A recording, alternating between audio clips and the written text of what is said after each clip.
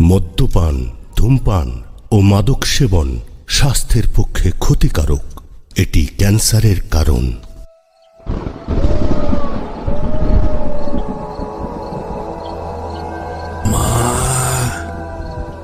মাগো, মারে এই দেখ তোর জন্য বলি নিয়ে এসেছি রে মা। তুই আমায় যেমন যেমন আদেশ দিয়েছিলি আমি তেমনই করেছি। এই যজ্ঞটা শুধু শেষ হোক, তারপরই শুরু হবে নরবলি।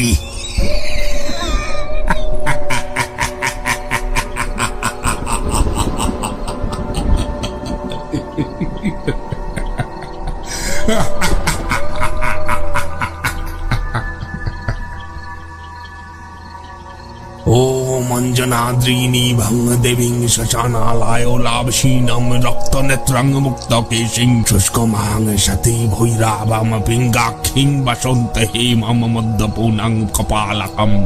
ओम अंजनाद्रीनी भंग देवीं शशानालाय लाभशीनम रक्त नेत्रंग मुक्त केशिं रक्त मांग शती भैरावम पिंगाक्षिं वसंत हेमम मद्दपूर्णं कपालकम्। মাগো, তোকে মহাপ্রসাদ দেওয়ার সময় হয়ে গেছে রে মা। ওং শ্রীং দক্ষিণা কালিকায় স্বাহা।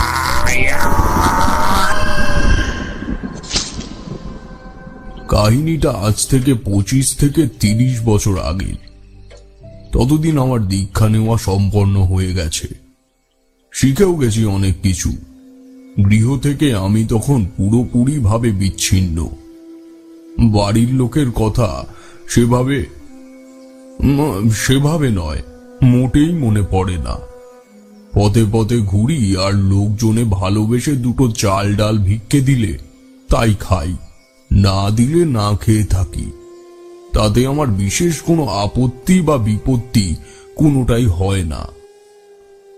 এরকমই একদিন ভিক্ষে করতে করতে একটা গ্রামে ঢুকেছি। গ্রামটির নাম সম্ভবত কল্যাণীপুর হবে। এত পরিমাণে জল তেষ্টা পেয়েছে যে বুকের ছাতি ফেটে যায় অবস্থা। আশেপাশে সেরকম কোনো লোকজনও নেই যে কারো কাছ থেকে একটু জল নিয়ে খাবো। গ্রামের শুরু হয়তো হয়েছে ঠিকই, কিন্তু লোকালয়ের শুরু এখান থেকে হয়নি। কিছু দূরে গিয়ে সামনে তরঙ্গিনী দেখলাম। সেখান থেকে তেষ্টা মিটিয়ে পাশেই একটা বড় আম গাছের তলায় বসেছি। ঝুলিতে তখন সেদিনের খাবার বলতে কিছুই নেই। ভাবছি একটু বিশ্রাম নিয়ে বেরোবো অন্নপূর্ণার আশীর্বাদ অন্বেষণে। চোখ বন্ধ করে এটা সেটা ভাবছি, তখন একজন এসে আমায় ডাকলো। আজ্ঞা, আপনি কি সাধু সন্ন্যাসী করেন? বলতে পারেন ওরকমই কোনো। ভাগ্য গণনা করতে পারেন? কি জানতে চান বলুন। আমায় একটু দেখে বলবেন, আমার কপালে কি কোনোদিনও সন্তান সুখ নেই? আমি কি কোনোদিনও বাবা হতে পারবো না? লোকটার এমন করুণ প্রার্থনা শুনে আমার মনে খুব মায়া হলো। আমি বললাম, কত বছর হলো বিয়ে হয়েছে? 20 বছর হয়েছে সাধু বাবা, 20 বছর। অনেক ডাক্তার, কবরেজ, বুদ্ধি দেখাইছি, কিন্তু কিছুতেই কিছু হয়নি। তোমার সন্তান ভাগ্য খুবই আবছা। এরকম চিহ্ন থাকলে সন্তান লাভ সত্যিই দুঃসাধ্য ব্যাপার। তবে কিছু জিনিস আমি তোমায় বলবো, সেগুলো তুমি এবং তোমার স্ত্রী যদি এই নিয়মগুলো সঠিকভাবে পালন করো, তাহলে আশা করি তোমার মনোবাঞ্ছা পূর্ণ হবে। আমার কথা শোনার পর মনে হলো লোকটা হাতে চাঁদ পেল। আমায় প্রণাম জানিয়ে তাড়াতাড়ি করে চলে গেল তার বাড়ি। এই ঘটনায় এ গায়ে ঢোকাটা যেন আমার সাপে বড় হলো। পরের দিন থেকে টুকটাক 1-2 করে লোকজন আসতো। হাত দেখিয়ে ভাগ্য গণনা করে প্রায় ভালোই যাচ্ছিল। এমন রাজকীয় ভাবে দিনকাল গেলে তখন কি আর অন্য কিছু মাথায় আসে? তবে ততদিনে আমি মোটামুটি সেখানে ভালোই পরিচিত হয়ে গেছি। নাম ডাকও হয়েছে বেশ ভালোই। টুকটাক যা খদ্দের পাতি হয় তাতে বেশ খেয়ে পড়ে ভালোই চলে যায়। আর সাধু সন্ন্যাসীদের তো জানোই, পাকাপাকি ঘরের চাল বলতে কিছু থাকে না। এরকমই যেতে যেতে একদিন একজন মহিলা আসলো তার ছেলেকে নিয়ে। বলল, সাধু বাবা, দেখুন তো ওর হাতটা একবার, কি আছে আমার এই ছেলের কপালে? সাহেবদের মতো বড় হতে পারবে কি আমার ছেলে? মা, ওভাবে তো আর বলা যায় না। মানুষের ভাগ্য মানুষ নিজে তৈরি করে।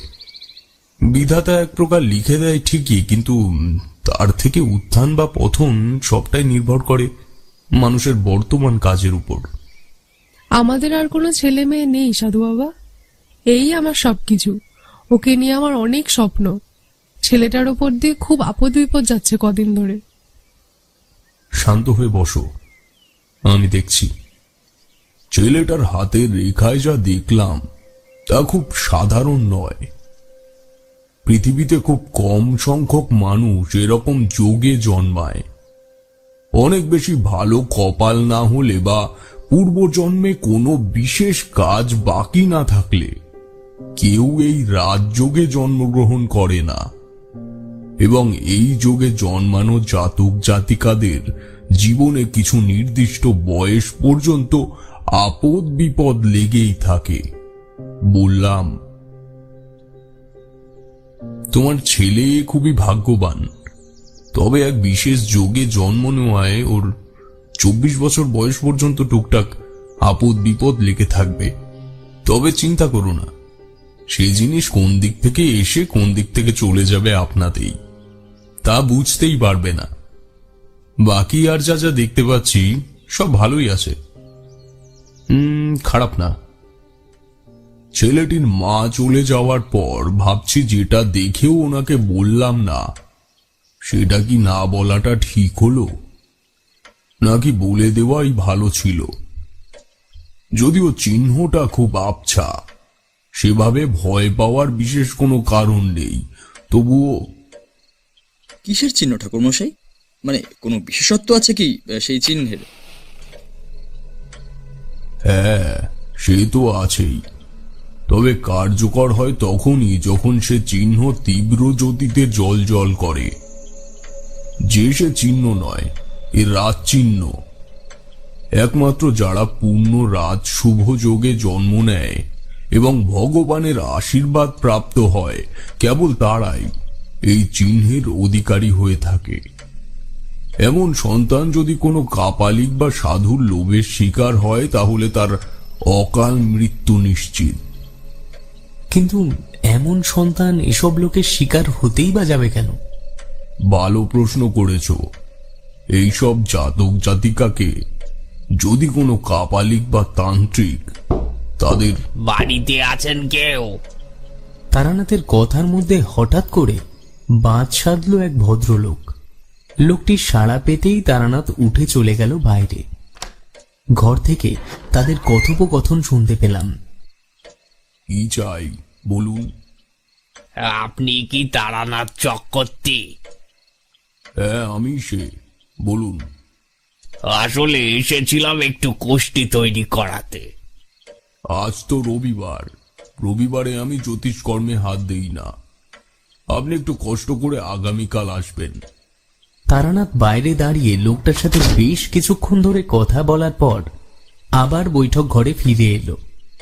কিশোরী বলল, এই আপনার এক দোষ জানেন তো, একবার গল্প শুরু করলে আর আপনি থামেন না সহজে, মানে থামতেই চান না। আমরা না হয় ঠিক আছে, কিন্তু তা বলে। আরে না না, তা নয়। অনেকদিন পর একজন খদ্দের আসলো, বুঝলে। তাই এমনই একদিন আসলো যেদিন আমার গুরুর বারণ আছে জ্যোতিষ কর্মে হাত দেওয়ায়। তাই একটু বুঝিয়ে ভাজিয়ে আসতে সময় লাগলো আর কি। কিশোরী গল্পের মধ্যে যে ভালোই মজে গিয়েছিল তা ওর গুরুগম্ভীর ভাব দেখেই বোঝা যাচ্ছে। তারানাথ পাসিং শোয়ের প্যাকেট থেকে একটা সিগারেট বের করলো। তারপর সেটা হাতের মাঝখানে কয়েকবার নাড়াচাড়া করে আবার রেখে দিল স্বস্থানে। তারপর বলল, সিগারেটে আর সে সুখ কোথায়?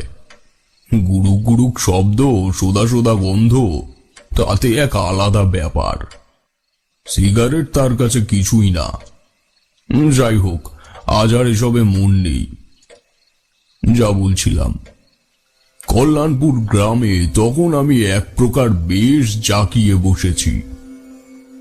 টুকটাক পয়সার যা জমেছে তাতে বেশ রাজার হালেই দিন কেটে যাচ্ছে। ততদিনে গ্রামের লোকেরা মিলে আমাকে নদীর ধারে একটা ছোট কুটিরও বানিয়ে দিয়েছে। কি মন হলো, সেদিন বিকেল নাগাদ আমি হাঁটতে হাঁটতে গ্রামের মধ্যে ঢুকেছি। ঢুকেই বুঝলাম পরিস্থিতি সর্বত্র স্বাভাবিক নেই। বেশ কিছুটা এগিয়ে গিয়ে দেখি সবাই কেমন যেন এদিক ওদিক ছুটোছুটি করছে। কিছু মহিলা দাঁড়িয়ে কি সব গুঞ্জন করছে। এগিয়ে যেতেই শুনি পরশ নামের একটি ছেলেকে সকাল থেকে নাকি খুঁজে পাওয়া যাচ্ছে না। নামটা শুনে আমার খুব চেনা চেনা লাগলো। তাৎক্ষণিক ঠাহর করতে পারছি না নামটা কোথায় শুনেছি। এগিয়ে যেতেই দেখি একজন মহিলা বুক ছেড়ে কাঁদছেন। পাশে কিছু মহিলা বসে তাকে সান্ত্বনা দিচ্ছে। মহিলাটিকে দেখেই আমি চিনতে পারলাম, এ তো সেই মহিলা। হ্যাঁ, এ তো সেই মহিলা যিনি তার ছেলেকে নিয়ে আমার কাছে গিয়েছিলেন ভবিষ্যৎ জানতে। কিন্তু উনি এভাবে হাত পা ছড়িয়ে কাঁদছেন কেন? তাহলে কি আমি যা আন্দাজ করেছিলাম তাই ঘটল? কিন্তু তাও বা কি করে হয়? সেই সম্ভাবনা তো খুবই কম ছিল। মস্তিষ্কে চিন্তার গভীরতা বৃদ্ধিপ্রাপ্ত হওয়ার আগেই মহিলাটি আমাকে দেখে দৌড়ে এসে পা জড়িয়ে ধরে বলল, আমার ছেলেটাকে বাঁচান সাধু বাবা, আমার ছেলেটাকে বাঁচান। আরে আরে আরে কি হয়েছে মা? তুমি এভাবে কাঁদছো কেন? ওঠো ওঠো, উঠে দাঁড়াও। এভাবে পা ধরে কেউ? সাধু বাবা, আমার ছেলেটাকে সকাল থেকে খুঁজে পাচ্ছি না। সারা গ্রাম তন্ন তন্ন করে খোঁজা হয়ে গেছে, কিন্তু কোথাও তার চিহ্নটি নেই। বলছো কি মা? সকালে কোথাও গেছিল বা পাঠিয়েছিল কোথাও ওকে? সকালবেলা ওকে বলেছিলাম মাঠে ওর বাবাকে খাবার দিয়ে আসতে। সেই যে ছেলেটা আমার বেরিয়েছে, এখনো অবধি বাড়ি ফেরেনি। ওর বাবা বাড়ি খেতে আসলে বুঝতে পারলাম ওর বাবার কাছে খাবার নিয়ে যায়নি। কোথায় হারিয়ে গেছে আমার ছেলে? শান্ত হও মা, শান্ত হও। আমি দেখছি, তুমি শান্ত হও। আমার কথা শেষ হওয়া মাত্রই একজন প্রায় মধ্যবয়সী মহিলা হাঁপাতে হাঁপাতে এসে বলল, ওলো সেজো বউ, তো ছেলের খবর পেয়েছিস? না না গো দিদি, ওকে এখনো পাইনি। তুমি কি দেখেছো আমার ছেলেটাকে? আরে সেই খবর দেওয়ার জন্যই তো এমন ছুটতে ছুটতে এলাম তোর কাছে। কোথায় কোথায় দিদি, কোথায় আমার ছেলে? কোথায় পরশ আমার, কোথায়? তোর ছেলে আর এখানে নেই রে সেজো বউ। কি বলছো তুমি? নেই মানেটা কি? কি হলো, চুপ করে আছো কেন? নেই মানে কি? কোথায় আমার ছেলে? হারুর বাপ ক্ষেতের থেকে বাড়ি ফিরে কইতেছে যে তোর ছেলেরা নাকি বড় গাং পার হতে দেখিছে। বড় গাং? ও ওখানে গেল কি করে? কার সাথে গাং পার হয়েছে ও? সে তো কইতে পারবো নে। হারুর বাপ কইল পেত্তবেশে বুঝবার পারেনি ওটা তোরই ছেলে। পরে গাঙের পাড়ে গিয়ে দেখতেই সে ডিঙি মাছ গাং পার হয়ে গেছে। ওরে ডাকতেই ও হারুর বাপের দিকে তাকাইয়ে একবার হাত নাড়ল। দেখে ওর বাপ মনে করছে হয়তো তোদের কোনো আত্মীয় হইবে নে। বাড়ি এসে যখন শুনলো পরশ হারাই গেছে, তখন আমারে কইল। কার সাথে গেছে তা দেখেনি? কইল যে একটা লাল বসন পরা লোক, মাথায় জট আর গাল ভরা লম্বা লম্বা দাড়ি, কিরম যেন অদ্ভুত দেখতে। ততক্ষণে চারপাশে বেশ ভালোই ভিড় জমে গেছে। উত্তেজনায় যেন ধীরে ধীরে চারপাশ আষ্টে পিষ্টে ধরছে। লোকটার বর্ণনা শুনে যা বুঝলাম তার সাথে আমার সন্দেহের মিল বেশ খানিকটা। এরই মধ্যে আরেকটি ছেলে এসে বলল, মাসি, ও পাড়ার ছেলেগুলো বলছে নাকি পরেশকে দুদিন ধরে একটা বড় বড় চুলদাড়িওয়ালা লোক নিয়ে গিয়ে কিসব কথা বলতো। যখনই ও খেলতে যেত তখন নাকি ওই লোকটা এসে ওকে নিয়ে গিয়ে দূরে বসে কিসব বলতো। তুই এগুলো আমাকে আগে কেন বলিসনি? আমি তো নিজেও জানি না, এই দুদিন বাবার সাথে মাঠে গেছি, খেলতে যাওয়ার সময় পাইনি। আজকে ওরা পরেশের হারিয়ে যাওয়ার কথা শুনে আমায় ডেকে বলল এগুলো। ছেলেটির কথা শুনে আমার বুঝতে বাকি রইল না এই কাহিনী কোন দিকে মোড় নেবে। সেখান থেকে দ্রুত বেরিয়ে গিয়ে ফিরে এসেছি আমার আস্তানায়। যোগাসনে বসে চেষ্টা করছি সেই জায়গা অবধি পৌঁছানোর যেখানে পরশকে নিয়ে গেছে। প্রায় 2-3 ঘন্টা ধরে আপ্রাণ চেষ্টা করার পরও কোনো মতেই যেন সেই ছেলেটার নাগাল আমি পাচ্ছি না। আর কোনো সন্দেহই রইল না যে যিনি পরশকে নিয়ে গেছেন তিনি কোনো সাধারণ মানুষ নন। আমি যতটা শক্তি এই কার্যে প্রয়োগ করেছি তাতে মোটামুটি উচ্চ পর্যায়ে সবে যারা অধিষ্ঠিত হয়েছেন সেই অবধি আমি অনায়াসে পৌঁছে যাব। কিন্তু যে ব্যক্তির কাছে ছেলেটি আছে তিনি শুধু উচ্চ নয়, তিনি উচ্চ মার্গের কেউ। তার গণ্ডি তিনি এমন ভাবে বেঁধে রেখেছেন যে সবার পক্ষে সম্ভব নয় তার কেন্দ্র অবধি পৌঁছানো। চারপাশে ঘোর বিপদের পরিষ্কার ইঙ্গিত। ছেলেটার বড় কোনো ক্ষতি হয়ে যাওয়ার আগেই আমাকে ওকে এই বিপদ থেকে রক্ষা করতে হবে। কিন্তু কি করব? যে ছেলেটাকে নিয়ে গেছে আমি তো তার সামান্য চিহ্ন অবধি পাচ্ছি না কোথাও কোনোভাবে। তাহলে কিভাবে পৌঁছাবো তার ঠিকানা অবধি? ভেবে ভেবে মাথা খারাপ হওয়ার জোগাড় আমার। চোখ বন্ধ করে এক মনে এক ধ্যানে গুরুকে ভাবছি। তখনই চোখের সামনে ছেলেটার মুখ ভেসে উঠল, সাথে তার গায়ে থাকা কাপড়। ব্যাস, মুহূর্তেই আবার সব মিলিয়ে গেল ধোঁয়াশার আড়ালে। আমি ছুটছি, খুব জোরে ছুটছি তার পিছু পিছু, কিন্তু কোথাও তার কোনো দেখা নেই। কোনো জনমানবের পদচিহ্ন সে জায়গার ধারে কাছেও নেই। কেবল কুয়াশা ভরা ঘন জঙ্গল। সামান্য সূর্যের আলোটুকুরও যেন এই স্থানে প্রবেশ করা মানা আছে। এতটাই বিদঘুটে নিষ্প্রাণ জায়গা। এদিক ওদিক তাকাতেই কেমন যেন চোখের পলকে একবারের জন্য এক ভয়ঙ্কর কালী মূর্তি দেখলাম। পলক ফেলতেই আর কিছু নেই। চোখ খুলতেই সবটা পরিষ্কার হয়ে গেল আমার কাছে। গুরু আমায় ইঙ্গিত দিয়ে দিয়েছেন, বাকিটা আমায় করতে হবে। কিন্তু কুয়াশা ভরা স্থান, এত ঘন জঙ্গল, আমি এত কম সময়ের মধ্যে কিভাবে কোথায় গিয়ে খুঁজে পাব? হাতে যে সময়টাও বেশি নেই। তবে কাপড় দেখেছি। হ্যাঁ, আমায় ছেলেটার একটা ব্যবহৃত কাপড় জোগাড় করতে হবে। ওটাই আমাকে ওর অবস্থানে নিয়ে যেতে সাহায্য করবে। দেরি করে আর সময় নষ্ট করলে চলবে না। এখনই আমাকে ছেলেটার মায়ের থেকে ওর আজকে ব্যবহার করা একটা কাপড় জোগাড় করতে হবে। আচ্ছা ঠাকুরমশাই, কেন ওই দিনের ব্যবহার করা কাপড়ই লাগবে, অন্য দিনেরটা নয় কেন? কোনো বাড়িতে কিছু চুরি হলে বা অপঘাতে কেউ মারা গেলে তদন্ত করার সময় কি আগের ব্যবহার করা জিনিসগুলো নেয়, নাকি ওই সময়ের মধ্যে ব্যবহৃত জিনিসগুলো নিয়ে তদন্ত কার্য চলে?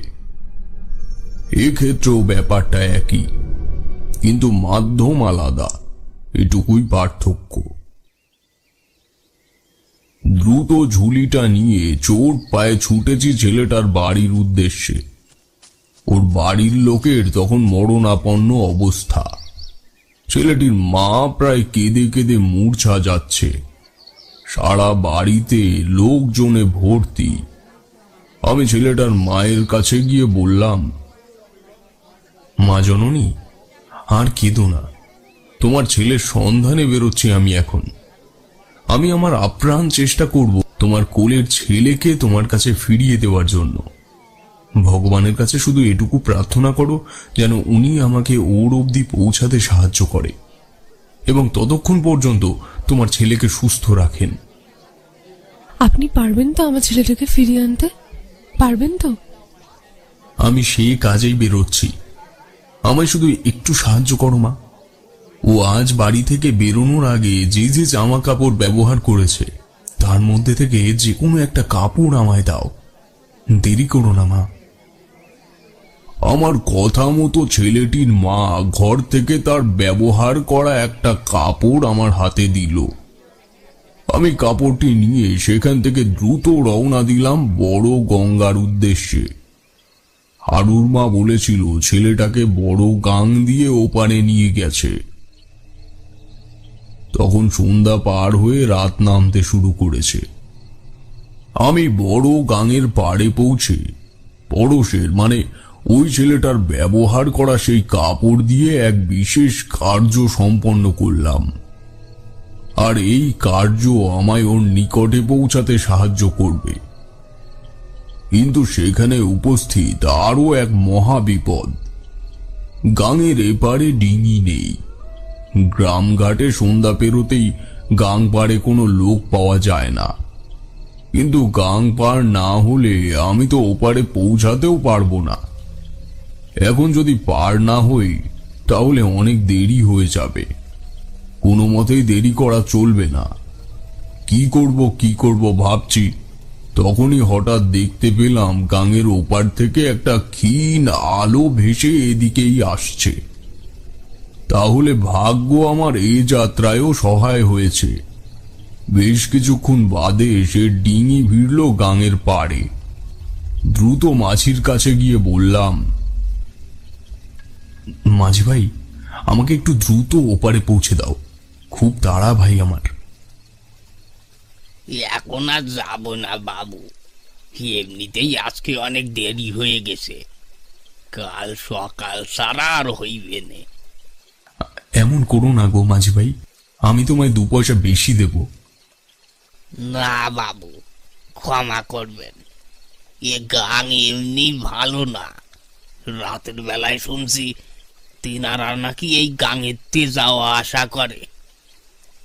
আমি তোমায় আশ্বাস দিচ্ছি, কেউ তোমায় কোনোদিনও কোনো ক্ষতি করতে পারবে না, সেই দায়িত্ব আমার।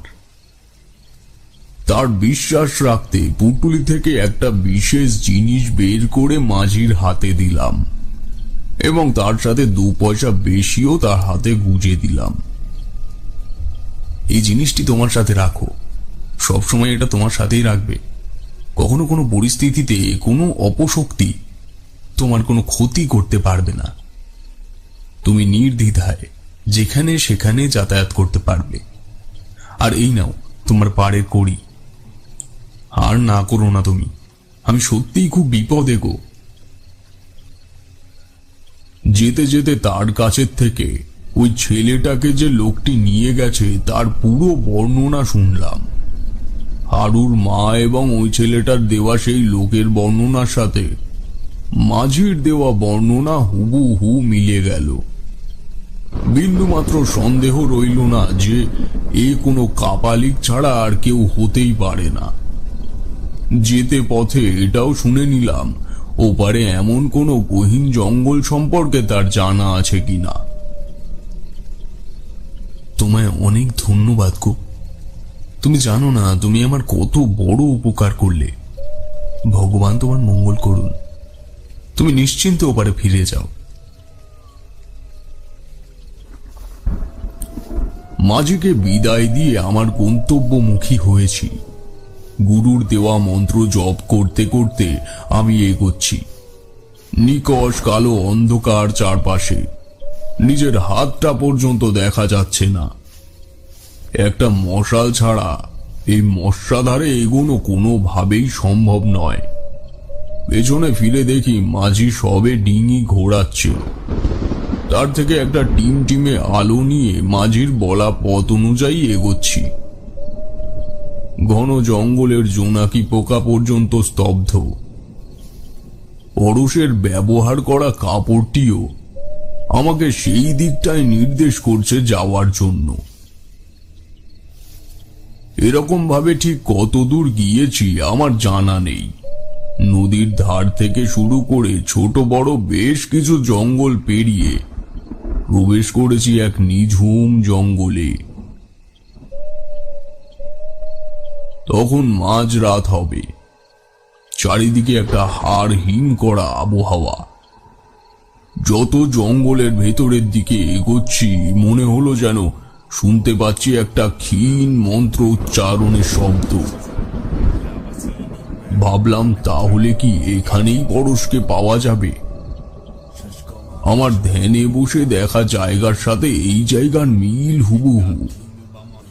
তাহলে আমি কি প্রায় কাছাকাছি চলে এসেছি? রাগ পায়ে আরো দ্রুত সামনে এগোতে থাকলাম। ধীরে ধীরে মন্ত্র উচ্চারণ যেন আরো স্পষ্ট হয়ে উঠেছে। আরো বেশ কিছুটা এগিয়ে যেতেই যা দেখলাম তাতে আমার শরীরের প্রতিটি পশম দাঁড়িয়ে গেল।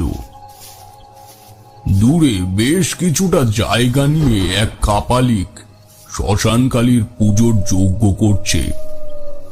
কি ভয়ানক সেই কালী মূর্তি! তার দিকে তাকাতেই যেন শরীরের রক্ত চলাচল মুহূর্তেই থেমে যায়। এবং সেই মূর্তির সামনে রাখা রয়েছে একটি মানব শরীর। দূর থেকে কোনো মতেই বোঝা যাচ্ছে না সেটা কার। কাপালিকের আড়ালে মুখটা ঢাকা পড়ে গেছে। পূর্বে পাওয়া বর্ণনার সাথে এই কাপালিকের পুঙ্খানুপুঙ্খ মিল রয়েছে। সে জোরে জোরে মন্ত্র উচ্চারণ করছে। তার অভিপ্রায় দেখে এটা নিশ্চিত যে মায়ের সামনে সে নরবলি দেবে। আমি আরো একটু কাছে এগিয়ে যেতেই দেখি সামনে সেই ছেলেটি অচৈতন্য হয়ে পড়ে আছে। লাল কাপড় দিয়ে তার পুরো শরীর ঢাকা।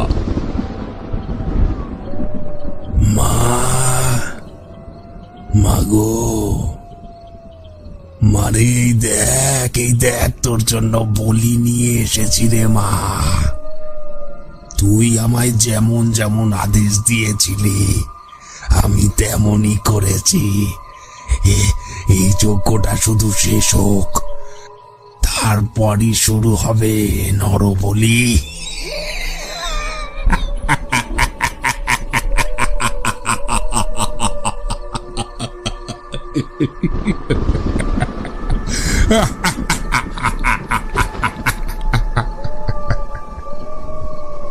শুষ্কমাং সাতি ভৈরাবম পিঙ্গাক্ষিং ওম অঞ্জনাদ্রিণী ভং দেবীং সসানালায়ামসীবিনাম রক্তনেত্রং মুক্তকেশিং রক্তমাং সাতি ভৈরাবম পিঙ্গাক্ষিং বসন্তহিমম মদ্যপুণ্যং কপালকম।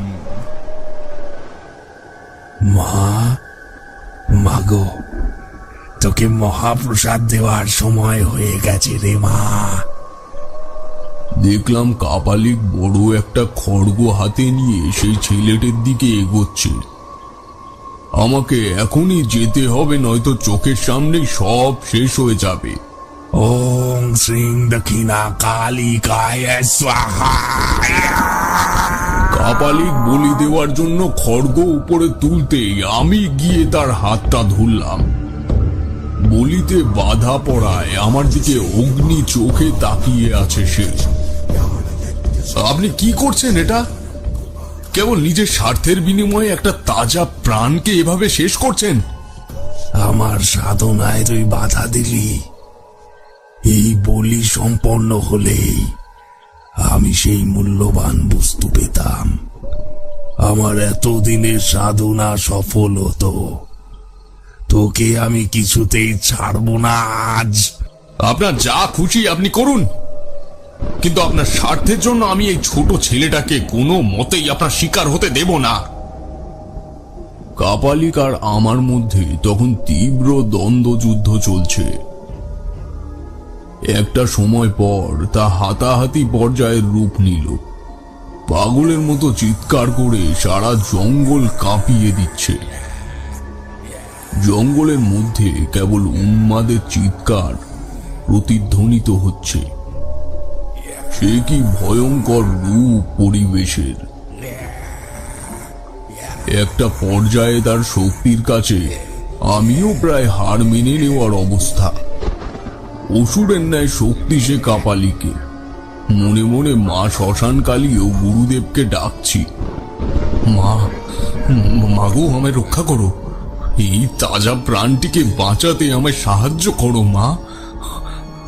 গায়ে যতটা শক্তি অক্ষুণ্ণ আছে তা দিয়ে সে কাপালিকের বিরুদ্ধে লড়ছি এবং মাকে ডাকছি। জানি না হঠাৎ করে উপর থেকে কাপালিকের মাথায় গাছের একটা ডাল ভেঙে পড়ল। যন্ত্রণায় কাতর হয়ে আমাকে ছেড়ে দিতেই আমি ছেলেটাকে কোলে নিয়ে মাকে প্রণাম করে সেখান থেকে দৌড় দিয়েছি।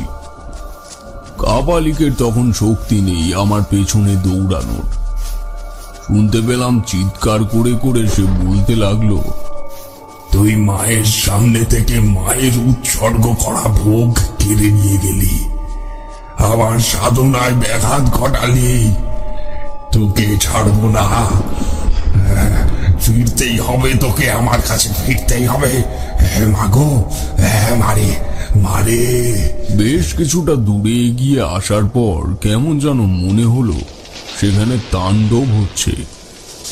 গাছপালা ভেঙে চুরে সব একাকার হয়ে যাচ্ছে, যেন প্রকৃতির তাণ্ডব লীলা শুরু করেছে। কিন্তু আবার সেদিকে ফিরে গিয়ে দেখার সাহস হলো না।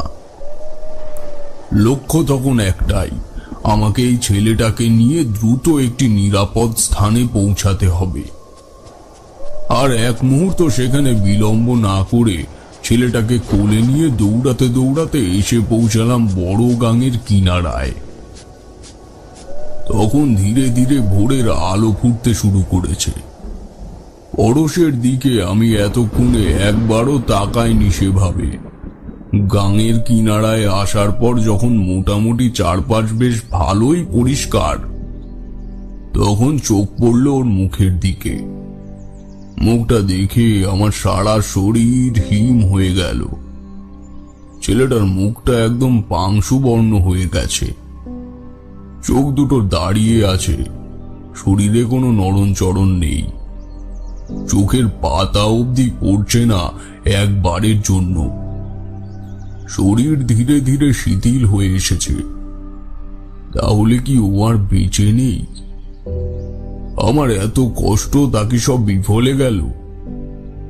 এত চেষ্টা করেও আমি পারলাম না ছেলেটাকে বাঁচাতে। হায় ঈশ্বর, তুমি এতটাও পাষাণ হতে পারো? হাত পা সব কেমন যেন শুকিয়ে আসছে আমার, বল পাচ্ছি না কিছুতেই। কি জবাব দেব আমি ওর মায়ের কাছে? আমার কাছে নিয়ে এসেছিল ছেলেটার ভূত ভবিষ্যৎ জানার জন্য, সেখানে আমি তার অকাল মৃত্যুর ভয় আশ্বস্ত করার পর আমি এখন কি করে ওর মায়ের সামনে গিয়ে দাঁড়াবো? কি বা বলবো তাকে? হে বিধাতা! এইসব ভাবতে ভাবতে তখন মাথায় আসলো একটা বিষয়। তাড়াতাড়ি পুডলি থেকে রুদ্রক্ষের মালা বের করে গুরুর নাম জপ করে সেই মালা ছেলেটির কপালে ও বুকে ছোঁয়াতেই ছেলেটা কেঁপে উঠল। ওর শরীরে প্রাণ ফিরে আসতে আমিও বল পেলাম। বেলা বেশ ভালোই গড়িয়েছে তখন। দেখি দূরে মাঝি ডিঙি নিয়ে এপারে আসছে। ডিঙি গাঙে ভেড়াতেই ছেলেটাকে কোলে নিয়ে তাতে উঠে পড়লাম। আমার কোলে ছেলেটাকে দেখে ওর মাও যেন প্রাণ ফিরে পেল। কোলে জড়িয়ে নিয়ে সে কি কান্না! গ্রামের মানুষ চারপাশে মুহূর্তে জড়ো হয়ে আমার নামে জয়ধ্বনি করতে লাগলো। আপনাকে ধন্যবাদ দিয়ে ছোট করব না সাধু বাবা, শুধু এটুকুই বলবো, আপনি আমার কাছে সাক্ষাৎ ভগবান। আপনি না থাকলে আজকে আমি আমার খোকাকে ফিরে পেতাম না। ঠিক আছে, এখন এগুলো থাক, ওকে ঘরে নিয়ে যাও। কিছু দূর থেকেই ছেলেটির মা বলল, সাধু বাবা, সাধু বাবা, ও কোনো কথা বলছে না কেন? এরকম অসাড় হয়ে পড়ে আছে কেন ও? চিন্তা করো না মা, ও সুস্থ হয়ে যাবে। অনেক বড় ঝুঁকির হাত থেকে বেঁচে ফিরছে তোমার ছেলে। একটু সময় লাগবে, কিন্তু চিন্তার বিশেষ কোনো কারণ নেই। সেদিন সন্ধ্যায় গিয়ে আমি ছেলেটাকে দেখে ওর গাত্রবন্ধন করে দিয়ে কিছু কাগজ দিয়ে এলাম। ওর বাড়ির সবাইকে পুরো ঘটনাটা বলতেই সবাই ভয়ে জড়সড় হয়ে গেল। কিছু একটা বলতে গিয়েও আর বললাম না, কারণ ওরা যে ভয় পেয়ে গেছে এই ঘটনা থেকে। পরে যদি আমি আবার কিছু বলি তাহলে তার পরিণতি অনেক ভয়ানক হতে পারে। এই ঘটনার মাসখানেক পর আমি সেই গ্রাম ছেড়ে অন্যত্র চলে যাই। তারপর বেশ কিছুদিন বলতে তা প্রায় অনেক দিনই কেটে যায়। ঠাকুর মশাই, ওই কাপালিক যে বলেছিল ওর সাথে আপনার আবার দেখা হবে, আবার আপনাকে ওর কাছে যেতে হবে, তা আর কি দেখা হয়েছিল তার সাথে? বলেছিল যখন দেখা হবে তখন তো হতেই হতো, এবং হলোও তাই। সেখান থেকে বেরিয়ে আসার পর তো বেশ অনেক দিনই কেটে গেল। আর একবার যেখান থেকে আমি ফিরে আসি সেদিকে আর সেভাবে যাওয়া হয় না, না যাওয়াটাই স্বাভাবিক। তো এভাবেই আমি একদিন এক মেলার মধ্যে ঢুকেছি। কি জানি কি মন হয়েছে, ঘুরতে ঘুরতে সেখানে এক মন্দিরে গিয়ে বসেছিলাম। হঠাৎ দেখি আমার পাশে সেই ছেলেটি, অর্থাৎ পরশ, বসে রয়েছে।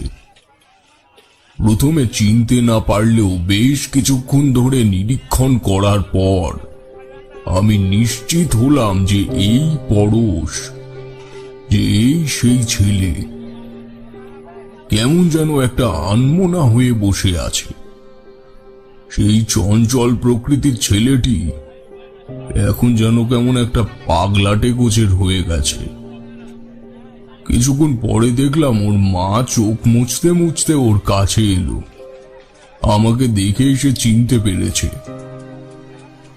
কেমন আছো তোমরা? সবাই ভালো তো? আমার কথা শুনে ছেলেটির মা হাউমাউ করে কেঁদে উঠল। আমি হঠাৎই কেমন যেন কিং কর্তব্য বিমূঢ় হয়ে গেলাম। জিজ্ঞাসা করলাম, কি হয়েছে মা? তুমি এভাবে কাঁদছো কেন? সবকিছু ঠিক আছে তো? ঠিক নেই সাধু বাবা, সেদিনের পর থেকে আর কিছুই ঠিক নেই। সেই যে আমার ছেলেটা কেমন যেন আনমনা পাগল পাগল হয়ে গেছে, আর তারপর থেকে সুস্থই হয়নি। কত ঠাকুর দেবতা কবিরাজ দেখিয়েছি, কোনো কিছুতেই ছেলের কোনো পরিবর্তন হয়নি। হঠাৎ করে ছেলেটা অন্ধকারে কেমন যেন ভয় পায়, বলে ওকে নাকি কে তাড়া করছে। আমার ছেলেটা স্বাভাবিক মানুষের মতো নেই সাধু বাবা। বুঝলাম, যে জিনিসটা করা বাদ ছিল তার জন্যই এত কিছু এই অবধি এসেছে। কিন্তু কি করেই বা করতাম? আমি যদি পুনরায় আবার সেখানে ফিরে যেতাম তাহলে ছেলেটাকে জীবিত অবস্থায় আর ফিরিয়ে আনতে পারতাম না। পরশকে দেবীর বলি হিসেবে উৎসর্গ করা হয়ে গিয়েছিল, কেবলমাত্র বলি দেওয়াটাই বাকি। কিন্তু সেই জায়গা থেকে, অর্থাৎ দেবীর সামনে থেকে দেবীকে উৎসর্গ করা বলি জোরপূর্বক ফিরিয়ে আনলে তার ফল যে বলি উৎসর্গ করেছে তার উপর এবং যাকে বলি হিসেবে উৎসর্গ করা হয়েছিল তার উপরে পড়ে। আর এক্ষেত্রেও তার অন্যথা হয়নি। তবে যেহেতু এই ছেলেটির ওপর এই প্রভাব পড়েছে, তাই একইভাবে ওই কাপালিকের ওপরও সেই একই প্রভাব পড়া উচিত। মা, তোমার ছেলেকে শ্মশানকালীর পায়ে বলির জন্য নিবেদন করা হয়ে গিয়েছিল। ওর প্রাণ বাঁচাতে কেবল ওকে জোর করে সেখান থেকে নিয়ে আসা, আর সেজন্যই ওর এই অবস্থা। তাহলে কি ও আর কোনোদিনই সুস্থ স্বাভাবিক জীবনে ফিরতে পারবে না? সুস্থ স্বাভাবিক জীবনে ফিরতে পারবে, তবে তা কেবলমাত্র একটি উপায়েই সম্ভব। কি সেই উপায় সাধু বাবা? যদিও আমি সেদিন ভেবেছিলাম সেই কাজটি করতে, কিন্তু সময় বা পরিস্থিতি কোনোটাই আমার অনুকূলে ছিল না, এবং যদি আমি সেখানে যেতামও তবুও সে কার্য কোনো মতেই সম্পন্ন হতো না, বরং তোমার ছেলের মৃত্যু নিশ্চিত ছিল। যে ব্যক্তি দেবীকে বলি উৎসর্গ করেন, কোনো কারণে যদি সেই বলি দেবীকে উৎসর্গ না করা হয়, তবে ওই বলির পরিবর্তে অন্য বলি দিয়ে দেবীকে তুষ্ট করে পূর্বে নিবেদন করা বলির সাথে দেবীর সংযোগ বিচ্ছিন্ন করতে হয়, এবং এই কার্য তাকেই সম্পন্ন করতে হয় যে বলি উৎসর্গ করেছে। কিন্তু তোমার ছেলের সাথে সেই সংযোগ বিচ্ছিন্ন করা হয়নি, এবং ওর পরিবর্তে অন্য কোনো কিছু দেবীর পায়ে বলিও দেওয়া হয়নি। সেই জন্যই ওর এই অবস্থা। সেই কাপালিককে কোথায় খুঁজে পাবো এখন? আমি তার হাতে পায়ে জড়িয়ে ধরে বলবো আমার ছেলেটাকে বাঁচিয়ে দিতে। জানি না মা, তাকে কোথায় পাবো। তবে ভগবান যদি খুব নিষ্ঠুর না হন তাহলে হয়তো সেখানেই পেয়ে যেতে পারি। কোথায় সাধু বাবা? আমি তোমায় আশ্বাস দেব না মা, তবে আমি যদি সেখানে তাকে পাই তোমার ছেলেকে নিতে আসব। তোমার ছেলের উপস্থিতি সেখানে অবশ্যই প্রয়োজন। ওদের দুজনকে সেখানে বিদায় দিয়ে আমি বেরিয়ে পড়লাম সেই কাপালিককে খোঁজার উদ্দেশ্যে। একমাত্র ওই কাপালিককে যদি আমি খুঁজে পাই তবেই ওই ছেলেটির স্বাভাবিক জীবনে ফিরে আসার প্রবল সম্ভাবনা আছে, নচেত নয়। শুধুমাত্র ভগবানে বিশ্বাস করে আমি সে পথে রওনা দিয়েছি। জানি না আমি সেখানে তাকে পাবো কি পাবো না, আর এভাবে কাউকে খুঁজে পাওয়াও সম্ভব নয়, বিশেষ করে গৃহত্যাগী মানুষ ছাড়া। কিন্তু মন বলছে আমি সেখানে গেলে অবশ্যই তার দেখা পাবো। বুকের মধ্যে উত্তেজনা প্রবল। ঈশ্বরকে ডাকছি, তিনি যেন আমার এই সৎ কাজে সহায় হন। 2 দিনের অক্লান্ত পরিশ্রমের পর আমি অবশেষে পৌঁছেছি সে জঙ্গলে। সেই একই পরিবেশ। 1 পা 2 পা করে সামনের দিকে এগোচ্ছি, আর বুকের মধ্যে ধুকপুকনিটা যেন আরো দ্রুত বেড়ে যাচ্ছে। মনে মনে ভাবছি পাবো তো সেই কাপালিককে খুঁজে। অচিন্তার জগতে আলোর প্রতিফলন ঘটল দূরে দেখতে পাওয়া একটা ক্ষীণ আলোক রেখায়। জঙ্গলের মধ্যে একটা মশালের আলো দেখতে পেলাম। চোট পায়ে সেদিকে এগিয়ে যেতেই যা দেখি তাতে আমার চোখ ছানা বড়া হয়ে যাওয়ার জোগাড়। একজন জীর্ণ শীর্ণ রুগ্ন চেহারার মানুষ। তার দিকে এগিয়ে যেতেই আমি বেশ ভালোভাবেই চিনতে পারলাম তাকে, সেই ভয়ঙ্কর কাপালিক। কিন্তু এ কি হাল হয়েছে তার! আমি তার কাছে এগিয়ে গিয়ে প্রশ্ন করলাম, আপনি চিনতে পারছেন আমায়? উত্তরে সে যা বলল তা শোনার জন্য আমি মোটেও প্রস্তুত ছিলাম না। মনে হলো আমার মাথায় যেন আকাশ ভেঙে পড়ল। তুমি এসেছো, আমি তোমাদের জন্যই অপেক্ষা করছি। আমাদের জন্য অপেক্ষা করছেন? হ্যাঁ, তোমাদের জন্যই। ওই ছেলেটিকে নিয়ে এসেছো তুমি সাথে করে? না, ওকে আমি নিয়ে আসিনি সাথে করে, কিন্তু আমি আপনার কথার কি বিন্দু বিসর্গ কিছু বুঝতে পারছি না। তোমরা সেদিন চলে যাওয়ার পর আমি মায়ের রোষ জীবনে প্রথম দেখলাম। সাধনায় সিদ্ধি লাভ করার পর যখন মোটামুটি একটু শক্তি হাতে পেলাম, নিজেকে অন্য জায়গায় ভাবতে শুরু করেছিলাম। আমি জানতাম শ্মশানকালী মায়ের রোষ কি ভয়ঙ্কর জিনিস। অহংকারে এতটাই উন্মুক্ত হয়ে গেছিলাম যে আগে পিছে কোনো কিছু না ভেবে দেবী শ্মশানকালীকে তুষ্ট করার পণ করলাম। জানি এই কাজে ঝুঁকি অত্যাধিক। সামান্য ভুল হলেই আমার প্রাণঘাত হতে পারে। মনে মনে নিজেকে যা ভাবতাম, যা মনে করতাম, সেগুলোই দেব শ্মশানকালীর আদেশে।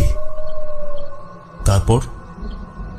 এই পৃথিবীর প্রতিটা জীব মায়ের সন্তান, আর নিজের সন্তানের রক্তপাত কখনো কোনো মা সহ্য করতে পারেন না। কিন্তু মোহে অন্ধ হয়ে আমি সেই কাজই করে ফেলেছি। নিম্নতন্ত্রের এক কাপালিকের কাছে শুনেছিলাম, এমন কোন যুবক বা যুবতী যাদের শরীরে রাত চিহ্ন বিদ্যমান, তাদের যদি মায়ের চরণে বলি দেওয়া হয় তাহলে সাধনার উচ্চ মার্গে পৌঁছানো যায়। আর সেই লোভের বশবর্তী হয়ে আমি এই রকম একটি ছেলেকে খুঁজে মায়ের পায়ে বলি দেওয়ার জন্য এনেছিলাম।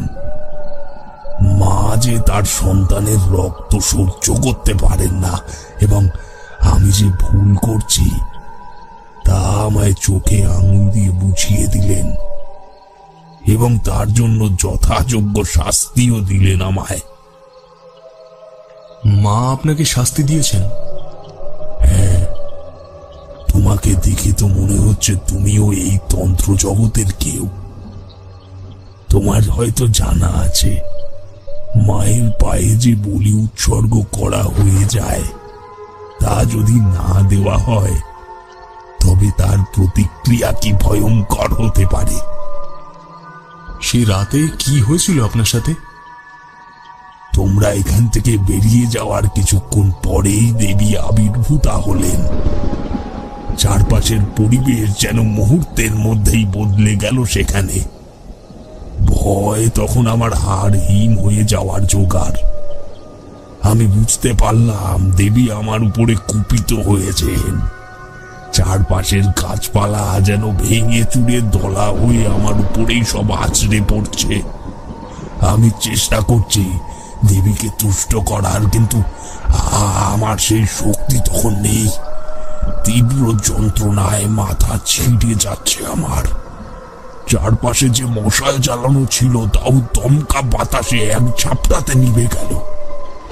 গাছগুলো যেন মড়মড় করে ভেঙে আমার উপরেই পড়ছে। আমি চিৎকার করছি, অনেক অনেক জোরে চিৎকার করছি, কিন্তু আমার চিৎকারের সহায়তা করার জন্য কেউ সেখানে উপস্থিত নেই। দেবী বললেন, অনেক বেশি অহংকার তোর। অহংকারের লোভে মত্ত হয়ে একটি বাচ্চাকে মেরে ফেলতেও তোর একবারের জন্য হাত কাঁপেনি। আমারই সামনে আমার সন্তানকে বলি দিয়ে তুই আমাকে সন্তুষ্ট করতে চাস? এত বড় স্পর্ধা তোর! আজ থেকে তোর সমস্ত শক্তি আমি কেড়ে নিলাম। ক্ষমা করো, ক্ষমা করো, ক্ষমা করো মা গো, আমায় ক্ষমা করো। আমি আমার ভুল বুঝতে পেরেছি। আমায় এত বড় শাস্তি তুমি দিও না মা। আমার সারা জীবন ধরে তপস্যার ফল তুমি এভাবে আমার থেকে কেড়ে নিও না। আমায় তুমি ক্ষমা করো মা, আমায় তুমি ক্ষমা করো। তুমি যা বলবে যেভাবে বলবে আমি সেভাবেই চলবো। কথা দিচ্ছি আর কখনো কোনো অনিষ্ট আমার দ্বারা হবে না। আমায় ক্ষমা করো মা, আমায় ক্ষমা করো। দেবী আপনাকে ক্ষমা করলেন? দেবী শ্মশান কালীকে তুষ্ট করা কি অতই সহজ? এই কথা বলার পর দেবী অন্তর্ধান হলেন। লোভ আর অহংকার আমার থেকে আমার জীবনের সমস্ত কিছু মুহূর্তের মধ্যেই কেড়ে নিল। সে রাতে আমি চেতনা হারালাম। বুঝতে পারলাম আমার ভুল কোথায়। সেই থেকেই কেবল নিষ্ঠা সহকারে শুধু মায়ের সাধনা করি। এরকমই করতে করতে মা একদিন আমার উপরে সন্তুষ্ট হয়ে আমায় স্বপ্নে এসে বললেন, বলি বন্ধন মুক্ত করলেই তোর অভিশাপ ঘুচবে, তুই ফিরে পাবি তোর শক্তি। প্রথমে বুঝতে পারিনি মা কি বলতে চাইলেন। পরে বুঝলাম যে ছেলেটাকে আমি বলির জন্য মায়ের পায়ে নিবেদন করেছিলাম সেই ছেলেটাকে তো বলি দেওয়া হয়নি। সে গায়ে আমি আর সাহস করে ঢুকতে পারিনি। কেবলমাত্র বিধির বিধানের উপরেই ছেড়ে দিয়েছি। আজকে তোমার সাথে দেখা হলো। তুমি ওই ছেলেটাকে নিয়ে একবার আমার কাছে আসতে পারবে? আমি সত্যি বুঝতে পারিনি আপনার থেকে এত দ্রুত আমি সাহায্য পাবো। আপনি এখানে অপেক্ষা করুন, আমি কাল সকালেই ওকে আপনার কাছে নিয়ে আসব। তখন ওনার থেকে বিদায় নিয়ে আমি গ্রামে এসে পরের দিন সকালে পরশকে নিয়ে সেই কাপালিকের কাছে গেলাম। গিয়ে দেখি তিনি পুজোর সব আয়োজন করে রেখেছেন। কাপালিক মায়ের পুজো করে মায়ের কাছে ক্ষমা চেয়ে পরশের পরিবর্তে একটি ফল বলি দিয়ে পরশকে বলিবন্ধন মুক্ত করল। এরপরই হঠাৎ করেই যেন ছেলেটি অজ্ঞান হয়ে গেল। কাপালিক বলল, চিন্তা করো না, আজকের দিনটা একটু সময় দাও, কাল সকালে ও ঠিক হয়ে যাবে। কাপালিকের এই হেন ব্যবহারে আমি সত্যি অবাক হলাম। সেই সাথে ভগবানের বিশ্বাসটাও আমার আরো দৃঢ় থেকে দৃঢ়তর হলো। মাকে প্রণাম জানিয়ে আমি পরশকে নিয়ে ফিরে এলাম ওর বাড়িতে। পরদিন সকাল অবধি আমি ও বাড়িতেই ছিলাম। এই কারণেই যে কাপালিক সত্যি বলছে কি মিথ্যে বলছে সেটা আমার যাচাই করার প্রয়োজন ছিল। পরের দিন সকালে পরশের স্বাভাবিক আচরণ আমাকে সত্যিই অবাক করল। তারপর আর কি, সবাইকে বিদায় দিয়ে ফিরে এলাম। ঠাকুরমশাই, কেন এত ছেলে থাকতে পরেশকেই ওই কাপালিক সাথে নিল বলুন তো? কারণ পরশের কপালে ওই রাত চিহ্ন তীব্রভাবে উজ্জ্বল ছিল, যদিও সেই চিহ্ন সবাই দেখতে পাবে না। যাই হোক, তখন যেটা বলতে গিয়েও থেমে গেলাম, এই সব রাত চিহ্নের অধিকারী জাতক জাতিকাদের যদি কোনো তান্ত্রিক বা কাপালিক তাদের সাধনার হেতু বলি দেয়, তবে অনেক বেশি অলৌকিক শক্তির অধিকারী হয়। তারানাথ এবার থামল। ঘটনাটা শুনে সত্যিই কোনোভাবে বিশ্বাস না করে থাকতে পারলাম না। সারা গায়ের পশম দাঁড়িয়ে গিয়েছিল। তবে যাই হোক, শেষ অবধি যে সব ভালো হয়েছে এটাই অনেক। তারানাথের বলা কাহিনীগুলোকে এতদিন সত্যিই গল্প মনে হতো, কিন্তু আজকের এই কাহিনীর সাথে মামার বলে যাওয়া কাহিনীর বৈশিষ্ট্যের বেশ সাদৃশ্য খুঁজে পেলাম। আসলে এই কাহিনীগুলো কোনো গল্প নয়, বাস্তবতার প্রতীক, যার সাথে আমরা পরিচিত নই বলে বিশ্বাস করি না।